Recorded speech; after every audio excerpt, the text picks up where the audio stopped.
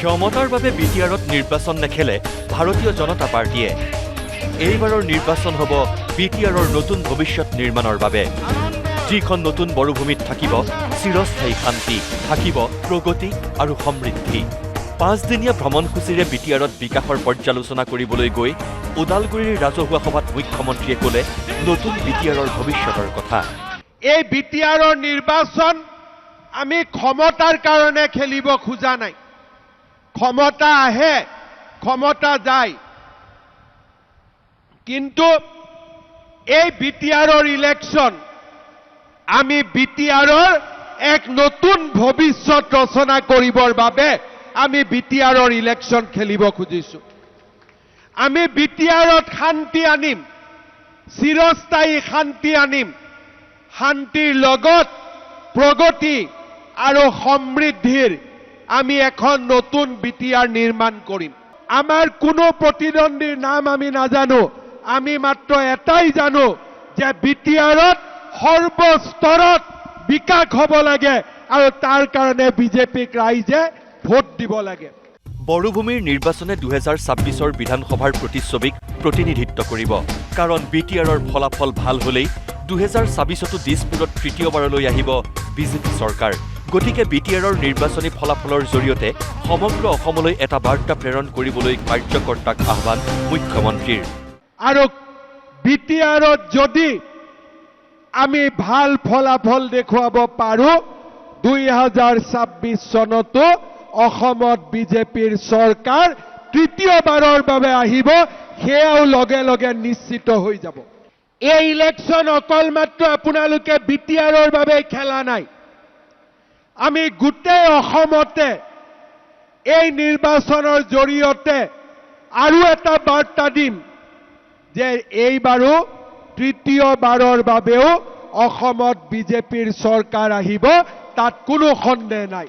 কংগ্ৰেছ দল হৈছে ৰাইজক বিপথে পৰিচালিত কৰাত নাম্বাৰ 1।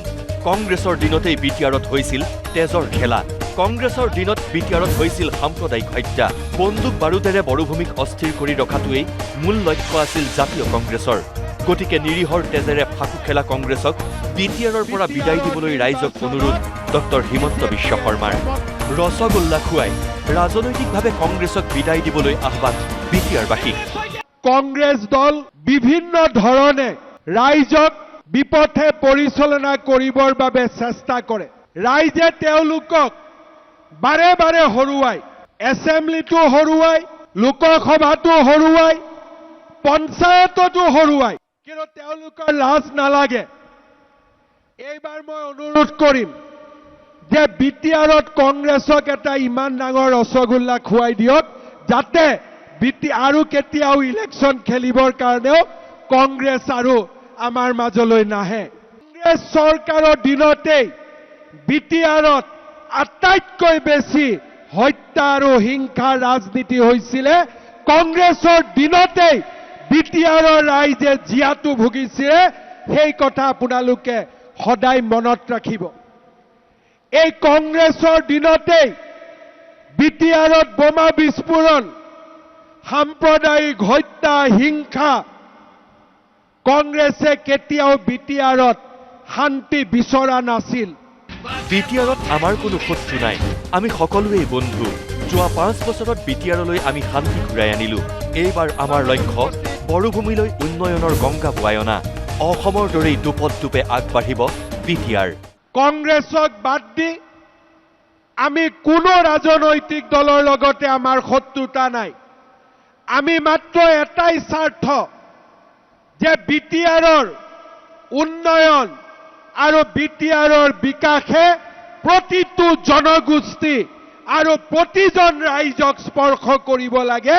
আৰু সেইকাৰণে আমি ৰাইজৰ বাবে বিটিআৰত নিৰ্বাচন খেলাৰ সিদ্ধান্ত লৈছো। যোৱা 5 বছৰত শান্তি আনিলো আৰু এই বছৰত আমি বিকাশৰ গংগা আমি বিটিআৰলৈ নমাই আনিম। কেৱল ৰাজনীতিৰ বাবেই বিটিআৰলৈ পিঠি দিছিল কংগ্ৰেছ দলে, যাৰ বাবে বিটিআৰত সৃষ্টি হৈছিল গোষ্ঠীগত সংঘৰ্ষৰ। আমি তেনেকুৱা ৰাজনীতি নকৰোঁ বাবেই মই 5 দিনীয়াকৈ বিটিআৰলৈ আহিছোঁ। তাহানিৰ অশান্ত বড়োভূমি আৰু এতিয়াৰ পৰিৱৰ্তনশীল বিটিআৰক লৈ সাংবাদিকে সোধা প্ৰশ্নৰ উত্তৰত মন্তব্য মুখ্যমন্ত্ৰী ডক্টৰ হিমন্ত বিশ্ব শৰ্মাৰ। যদি ৰাইজৰ ভোট লওঁ তাৰমানে ৰাইজৰ নিমখ খাম, নিমখ খালেতো নিমখ ঘূৰাব লাগিব না। কংগ্ৰেছে কি কৰিছিল যে আমাক ছাপোৰ্ট কৰি থাক, আমি আৰু একো নাচাওঁ। সেইকাৰণে বিটিআৰত ভাতৃঘাতী সংঘৰ্ষ হৈছিলে।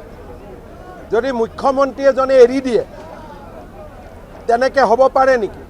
মুখ্যমন্ত্ৰীজনেতো এৰি দিব নোৱাৰে। সেইকাৰণে মই বাৰে বাৰে বিটিআৰত আহোঁ। তেওঁলোকে এটা সমঝাতা কৰিছিল যে তয়ো কোকৰাঝাৰৰ ফালে নাহিবি, ময়ো দিছপুৰৰ ফালে নাহোঁ। সেনেকুৱা ৰাজনীতি ভাল নহয়। Bureau report, news live.